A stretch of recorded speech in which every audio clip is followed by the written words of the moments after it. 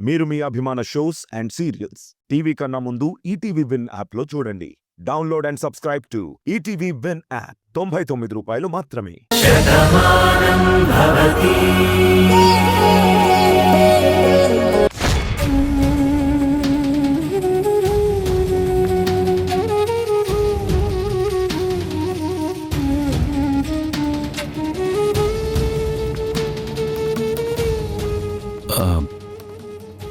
ఊరుకోరా, చిన్నపిల్ల ఏదో మాట అందని నువ్వు కూడా ఇంతలా బాధపడితే ఎలా? ఆ అమ్మాయికి తెలియదు కదా భాను దూరమైనందుకు మనం అందరం ఎంత బాధపడుతున్నామో. లేదురా, ఆ పాప నా కూతురు భానుని మర్చిపోయారా అని అడిగేసరికి నా గుండెల్లో ఎవరో పొడిచినట్టుగా అనిపించింది. నేను కళ్ళల్లో పెట్టి పెంచుకున్న నా కూతురు ఇవాళ మన మధ్య లేదు. తను మన మధ్య లేదు అన్న బాధ నాకు లేదట్రా. ఎంత బాధ ఉన్నా సరే గాని లోపలే దాచుకుని బయటకు మామూలుగా కనిపిస్తున్నాను. మనం ఇలా స్వీట్లు తీసుకొచ్చి తనతో ఇలా మాట్లాడేసరికి ఆ పాప మనం భానుని మర్చిపోయావని అడిగింది. ఆ పాపన్న మాటలు కూడా కరెక్టేమో అనిపిస్తోందిరా. ఏం మాట్లాడుతున్నారు నాన్న? మనం ఎవరైనా భానుని మర్చిపోతామా? మర్చిపోగలమా? ప్రతి క్షణం తన గుర్తొస్తూనే ఉంటుంది. కానీ మనం గుర్తు చేసుకుని కన్నీళ్లు పెట్టుకున్నా మనకి దూరం అయిపోయిన భాను ఎప్పటికీ రాదనే నిజం మనకి తెలుసు కదా. మామయ్య, ఈ పెళ్లి చేయాలనుకున్నదే వదిని మర్చిపోయి కాదు, అన్నయ్య మామూలు మనిషి అవ్వాలని, ఇంట్లో మళ్ళీ మామూలు పరిస్థితులు రావాలని అందరూ ఈ నిర్ణయం తీసుకున్నారు. అవునరా వాసు, కార్తీక్ కూడా ఈ పెళ్లి వద్దు అన్నాడు. నీలిమ కూడా చేసుకోను అంది. కాని నువ్వే కదా మాట్లాడావు.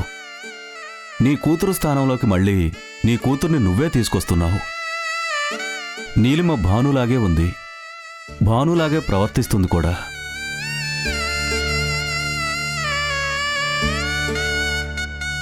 మళ్ళీ కార్తీక్ జీవితంలోకి భానునే వచ్చిందా అన్నట్టు నీలిమ ఉంటుందనే కదా నువ్వు నీలిమని దత్తత కూడా తీసుకున్నది. అవన్నీ ఆ పాపకు తెలియదు కదా, కాబట్టే ఆ మాట అందంతే. భాను మీద తనకున్న అభిమానాన్ని అలా చాటుకుంది, కానీ నిన్ను తప్పుబట్టాలని కాదురా. లేదురా, ఆ పాపేదో అన్నదని కాదు, మనందరినీ ఎంతగానో అభిమానించే నా బంగారు తల్లి మనకి దూరం అయిపోయింది. ప్రతి క్షణం యుగంలానే గడుస్తోంది. ఇంకా ఏడాది కూడా కాలేదు. అయినా సరే మనం ఈ పెళ్లి పెట్టుకున్నామంటే ఎందుకు? ఆ బాధ కార్తీక్ రాకూడదనే నిర్ణయం తీసుకున్నామే తప్ప తనను మర్చిపోయి మాత్రం కాదు. ఇన్నాళ్ళు మమకారం పంచిన మనిషి చనిపోయింది అనగానే వీళ్ళందరూ వదిలేశారు అనుకుంటున్నారు.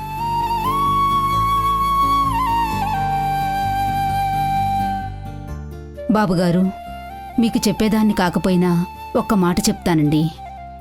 పిల్లలు ఎవరిని ఎక్కువగా అభిమానిస్తారో వాళ్ళు ఎప్పటికీ రారు అని తెలిస్తే ఆ బాధ అలాగే ఉండిపోతుంది.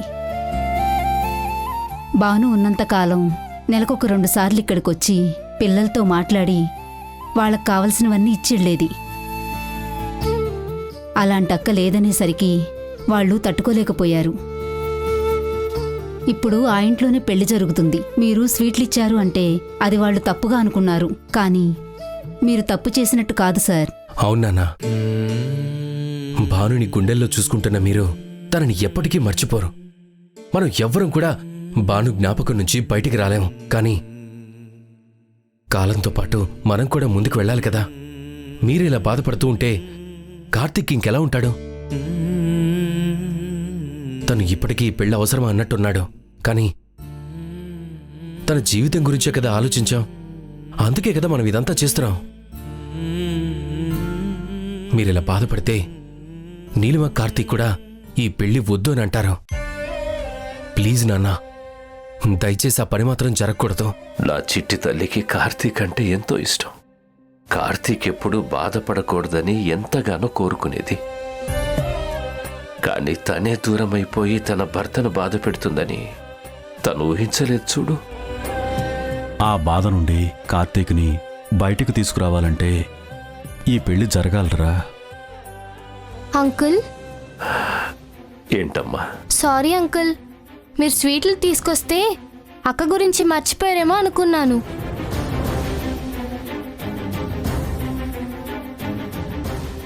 కానీ మీరు భాను అక్క గురించి మీరందరూ ఇంతలా ఆలోచిస్తున్నారని నేను ఊహించుకోలేకపోయాను. మీతో తప్పుగా మాట్లాడినందుకు నన్ను క్షమించండి అంకుల్. అయ్యో, నువ్వు అలా మాట్లాడకూడదు తల్లి. నేను ఇప్పుడే వెళ్ళి అందరికీ స్వీట్స్ పంచుతాను. అలాగేనమ్మా. రే వాసు, చూసావా, ఆ పాప కూడా తన అన్న మాటను వెనక్కి తీసుకుంది. ఇక నువ్వు వాటి గురించి తలుచుకుని బాధపడొద్దు. అలాగే. సరేనమ్మా, మరి మేము బయలుదేరుతాం. మంచిది సార్. ఆ ఏర్పాట్లన్నీ చూడండి. అలాగే. వేరే ఏదైనా సహాయం కావాలంటే మాకు ఫోన్ చేయండి. అలాగేనండి. వస్తామమ్మా. ఉమ్. పద.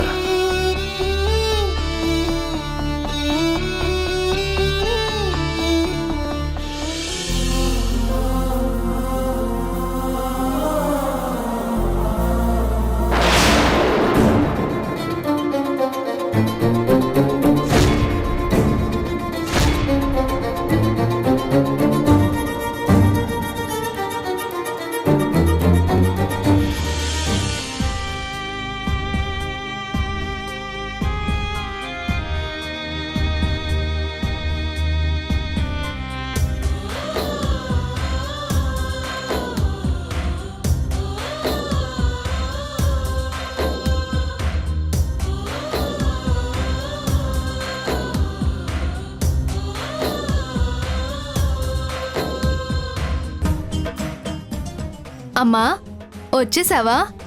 నువ్వు ఎప్పుడొస్తావా అని నీకోసం వేడిగా టిఫిన్ చేశాను.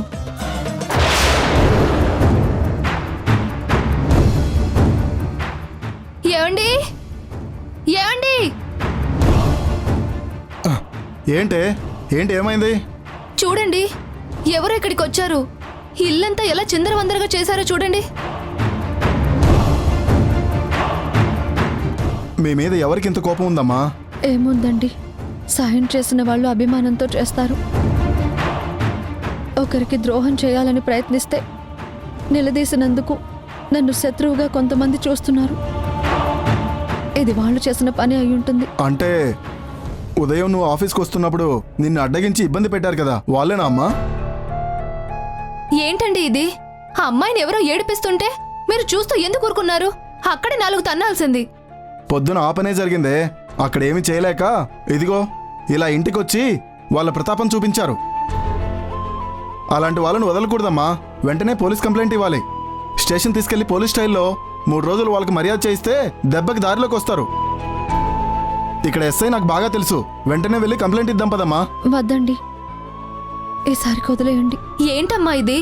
మంచితనానికి కూడా ఒక హద్దు ఉండాలి. ఇప్పుడు ఇంటికొచ్చి నువ్వు లేనప్పుడు ఇల్లంతా ఇలా చేసేశారు. రేపు మళ్ళీ ఏదైనా ప్రమాదం తలపెడితే ఆడపిల్లవి ఎంత ఇబ్బంది పడతావు? అలాంటి వాళ్ళ మీద జాలి చూపించకూడదమ్మా. మృగాన్ని చూసి జాలి పడితే అది మనల్ని మింగేస్తుంది. లేదులేండి, వాళ్ళు ఏమీ చేయలేకే కదా ఇలా ఇక్కడికొచ్చి దేవుడి బొమ్మని కూడా చూడకుండా కింద పడేసింది. ఇంకోసారి వాళ్ళు మళ్ళీ నా జోలికొస్తే అప్పుడు చూద్దాం. ఇప్పుడు మాత్రం ఏమనకండి, దయచేసి వదిలేయండి. సరేనమ్మా, ముందు నువ్వు ఫ్రెష్ అయ్యిరా, టిఫిన్ తిందు గాని. ఈ లోపు నేను ఇల్లంతా సర్దేస్తాను.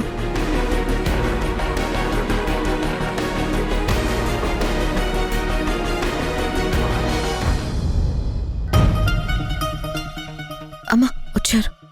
నీలిమా, అమ్మ నీలిమా, ఎలా ఉంది ఇప్పుడు? కార్తీక్, డాక్టర్ ఏమన్నారు? ప్రాబ్లం ఏం లేదన్నారు కదా? ఏమీ లేదమ్మా, కొంచెం బ్లీడింగ్ ఎక్కువైంది కాబట్టి ఒక 2 రోజులు రెస్ట్ తీసుకుంటే సరిపోతుంది.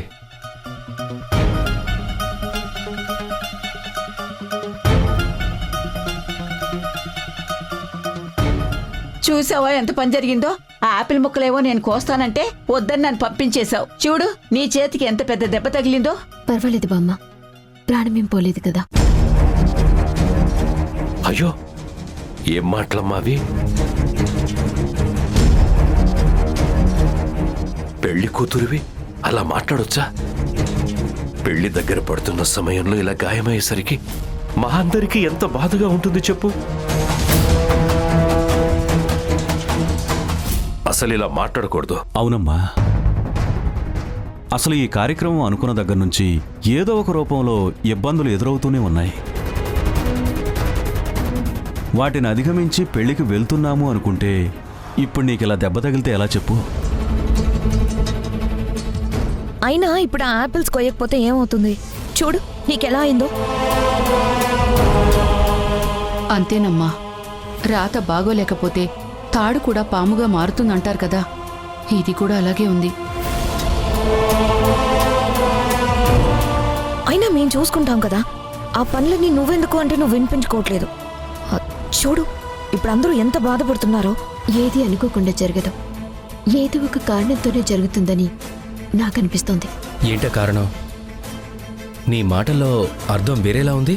ఇందులో అంత అర్థం కాకపోవడానికి ఏమీ లేదు పార్థం.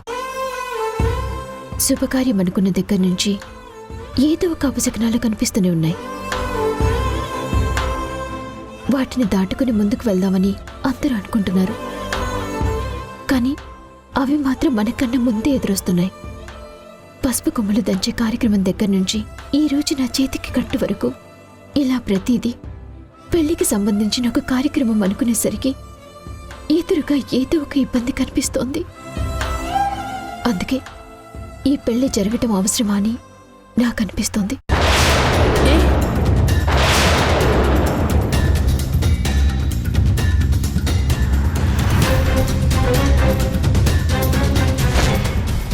ఏం మాట్లాడుతున్నావే? శుభం పలకరా పెళ్లి కొడుక అంటే పెళ్లి కూతురు ఏమైనా నా నోటితో నేను చెప్పకూడదు గాని ఎక్కడ చచ్చిందని అడిగాడంట. అలా ఉన్నాయి నీ మాటలు. పెళ్లి నీదైనప్పుడు నువ్వు ఇలా మాట్లాడచ్చా చెప్పు? నేనేమీ తప్పుగా మాట్లాడటం లేదు బామ్మ, అన్నీ ఆలోచించే ఇలా మాట్లాడుతున్నాను. ఏంటమ్మా, ఏంటి నువ్వు ఆలోచించేది?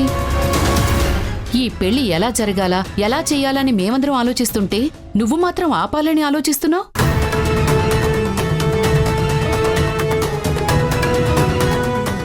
ఒక శుభకార్యం అనుకున్నాక ఎన్ని అవాంతరాలు ఎదురైనా జరిపించాలి అని కోరుకోవాలి, అంతేకాని ఆగిపోవాలి అని కలలో కూడా అనుకోకూడదు, ఊహల్లో కూడా రాకూడదు. అవును, అందరూ నీ గురించే ఆలోచిస్తూ ఉంటే నువ్వేంటిలా ఆలోచిస్తున్నావు? చూడు తల్లి, ఒకసారి పెళ్లి అనుకున్నాక జరుగుతున్న సంఘటనలన్నీ చూస్తే నీకు బాధగానే అనిపించొచ్చు. ఇవన్నీ తుఫాను ముందొచ్చే గాలివానలమ్మా. ఒక్కసారి ఆ వానంటూ వెలిసిపోతే అంతా ప్రశాంతంగా ఉంటుంది. మీ ఇద్దరికి ఆ పెళ్ళంటూ జరిగిపోతే మిగతావన్నీ ప్రశాంతంగా మారిపోతాయి. నువ్వు వేరే ఏం ఆలోచించుకో. ఇంతమంది కోరుకుంటున్న పెళ్లికి ఎలాంటి ఆటంకాలు రావమ్మా, మా మాట విను. గురువుగారు చెప్పినట్టు విఘ్నేశ్వరుడి పూజలోని ఎక్కడా ఆటంకం రాలేదు కాబట్టి ఇక ఏ విఘ్నం ఉండదు. అనుకోకుండా జరిగిందాన్ని కూడా ఇలా భూతద్దంలో చూడడం మంచిది కాదు నీలిమా. చూడు నీలిమా, భయంతో నువ్వు మాట్లాడినా ఇలాంటప్పుడు అలాంటి మాటలు మాట్లాడకూడదు. అది చాలా మందికి బాధను కలిగిస్తుంది. ఒరే కార్తీక్, అందరం దానికి నచ్చ చెప్తున్నాము, నువ్వు మాట్లాడవేంట్రా? చేసుకోబోయేది నువ్వు, కొత్త జీవితం మీ ఇద్దరూ ప్రారంభించాలి. నువ్వైనా దానికి ధైర్యం చెప్పరా? ఇలా మాట్లాడదని నచ్చ చెప్పరా? ఏం చెప్పమంటావు బామ్మా? భాను వెళ్ళిపోయిన తర్వాత ఈ ఇంట్లో పరిస్థితి ఎలా మారిపోయిందో నా కళ్ళతో నేను చూస్తున్నాను. నా ప్రాణమే నాకు దూరం అయ్యాక నేను ఎలా ఉన్నానా అని నాలో నేనే కుమిలిపోతున్నాను.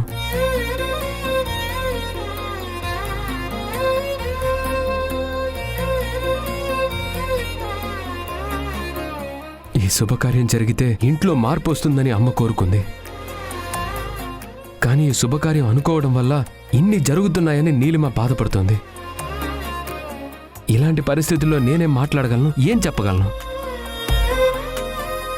చూసారా, కార్తీక్ కూడా తన నిర్ణయాన్ని చెప్పలేకపోతున్నాడు. అందుకే అంటున్నాను, ఈ పెళ్లి ఆపేయటమే మంచిది.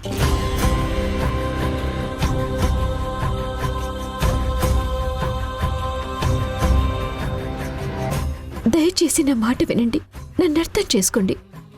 ఇంతకు మించి నేనేమీ చెప్పలేను. ఇంతకు మించి నువ్వేం చెప్పద్దు కూడా. చూడు, ఈ ఇంటికి దిష్టే తగిలిందో, మా అందరి మీద ఎవరికైనా పగే ఉందో నాకైతే తెలీదు, కానీ నాకు తెలిసినంత వరకు నేనెవ్వరికీ ద్రోహం చేయలేదు. కోపంలో ఏవో 4 మాటలు అన్నా కూడా ఆ తర్వాత నా తప్పు నేను తెలుసుకుంటాను. నా కోడలు భాను మనసు నాకు తెలిసిన తర్వాత తనని ఎంతగానో అభిమానించాను. తను ఇంటికొచ్చుంటే పరిస్థితి ఇంకోలా ఉండేది. కాని ఆ దేవుడు తనని మనకి దూరం చేసి బాధని మాత్రమే మిగిల్చాడు.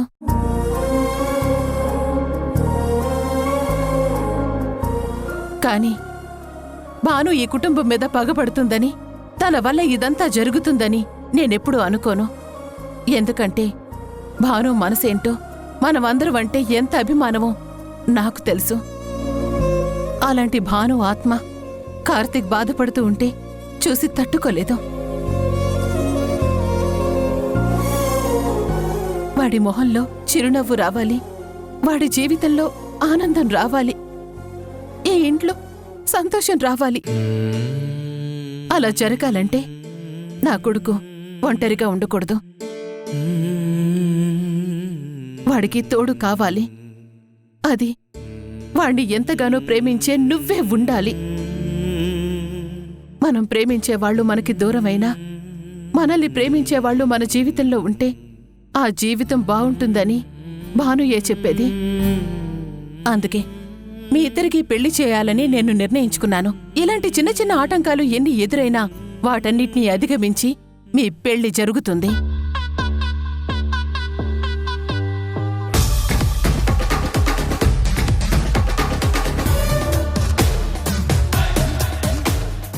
నీ మెళ్ళో నా కొడుకు 3 ముళ్ళు వేస్తాడు. నీ చెయ్యి పట్టుకుని 7 అడుగులు వేస్తాడు. అగ్ని సాక్షిగా మీరిద్దరూ ఒక్కటవుతారు. అది చూసి భాను ఆత్మ కూడా శాంతిస్తుందని నేను నమ్ముతున్నాను. ఈ పెళ్లి ఆగిపోవాలని ఇంకెప్పుడూ కూడా కోరుకోకు. మీ పెళ్లి జరిగి తీరుతుంది, జరిపించే తీరతాను. అవును, ఆ శుభగడియ కోసమే మేమంతా వెయిట్ చేస్తున్నాం. ఇంకేం ఆలోచించకు తల్లి, రెస్ట్ తీసుకో.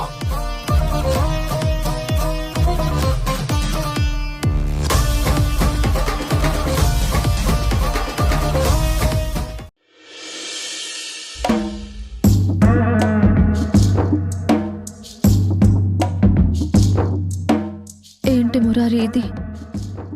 నేను నీ దగ్గరికి వస్తాను, నీతోనే ఉంటాను, ఎప్పుడు మనం కలిసే ఉంటామని ఎన్నో కలలతో మీ ఊళ్ళో అడుగు పెట్టాను. కానీ అక్కడ నా కలలన్నీ కలలు చేసే మనిషి నాకెదురుపడి నీతో కూడా చెప్పుకోలేని పరిస్థితుల్లోకి నన్ను తోసేసి నీకు నన్ను దూరం చేసింది. కనీసం ఈ రూపంలోనైనా నిన్ను తలుచుకుంటూ నువ్వు నాతో ఉన్నావని నా ప్రతి సమస్యను నీతో చెప్పుకుంటూ, అప్పటికీ మన ఊహల్లో ఇప్పటి నా ఊహలతో నిన్నే తలుచుకుంటూ నీకోసం బతుకుతున్నాను. ఈరోజు ఇలా నిన్ను కింద పడి ఉండటం చూసి నాకు చాలా బాధ అనిపించింది. నువ్వు ఎక్కడున్నా ఎప్పుడూ బాగుండాలి. నా ప్రేమలో నువ్వు ఆనందంగా ఉంటావు. నీ ప్రేమని తలుచుకుంటూ నేనిక్కడ సంతోషంగా ఉండడానికి ప్రయత్నిస్తాను.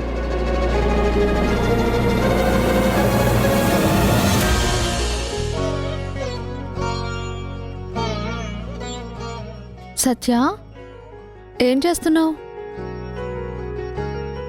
నువ్విక్కడున్నావేంటి? మావయ్య నన్ను ఈరోజు ఇక్కడే పడుకోమన్నాడు, నీకు సాయంగా. ఎందుకు? నాకేదైనా జరుగుతుందని ఇంకా భయపడుతున్నారా?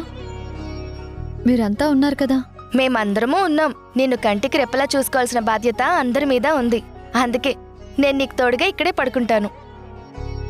నీకు డెలివరీ అయ్యే వరకు, ఆ రుద్రప్ప దొరికే వరకు నిన్ను జాగ్రత్తగా చూసుకోవాల్సిన బాధ్యత నాకుంది. పద పడుకుందాం. రేపు ఎలా ఉంటుందని తలుచుకోవడానికి కూడా నాకేమీ తెలియటం లేదు. నాకు డెలివరీ అయితే నేను మోస్తున్న రూపాన్ని చూస్తాను. ఇన్నాళ్ళు నాకు తెలియని గతం తెలుసుకుంటానన్న ఆశ ఉంది. రేపు ఆశ నెరవేరుతుందా? మళ్ళీ నా ఆశ అడియాస అవుతుందా? రారాదా పడుకో.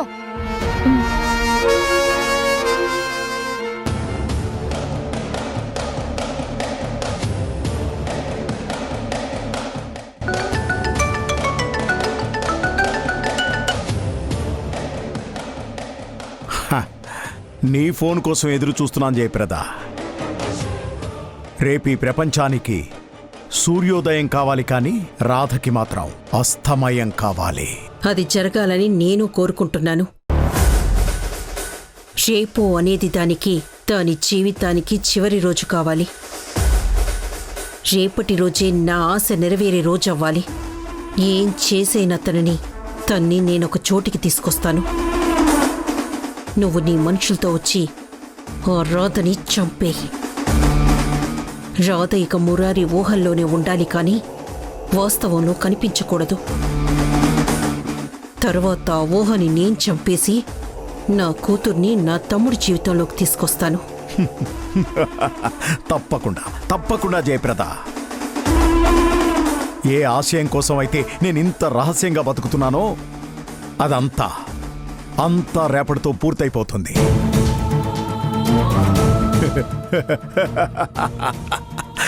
నా పగకి నేను ఊపిరి తీసుకొస్తాను. సరే, ఉంటాను.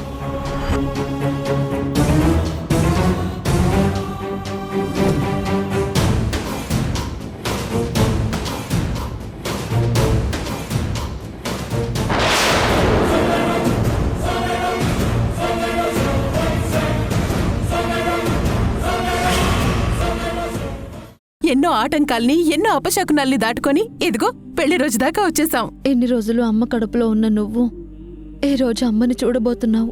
ఏ శుభకార్యమైతే జరగాలని గురువుగారు చెప్పారో ఆ శుభకార్యం కొన్ని గంటల్లోనే జరగబోతోంది. నువ్వు పుట్టిన క్షణంలోనైనా నా గతం నాకు గుర్తొస్తే నీ భవిష్యత్ ఏంటో నాకు అర్థం అవుతుంది.